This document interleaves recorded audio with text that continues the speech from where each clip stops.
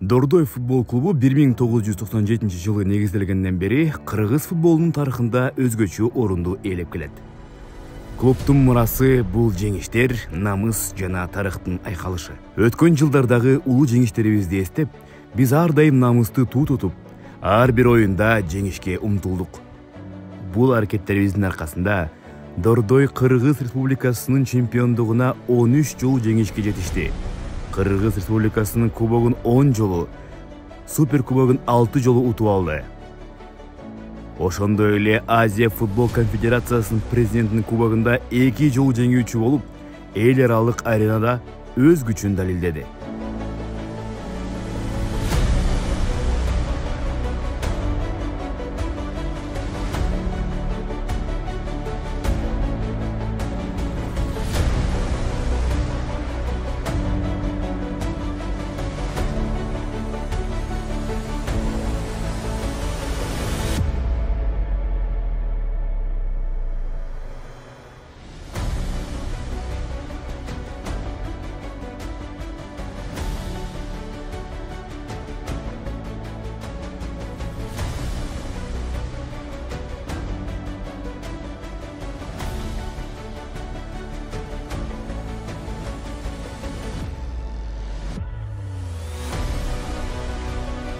Бүгүнкү күндө да Дордой клубу өзүнүн намысын бийик кармап, жаңы жеңиштерге умтулууда.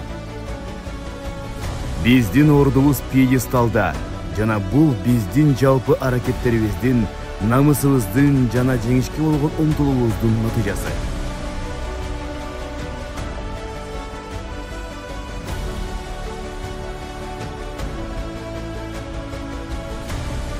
Дордой бул тарых жана жеңиштердин символу.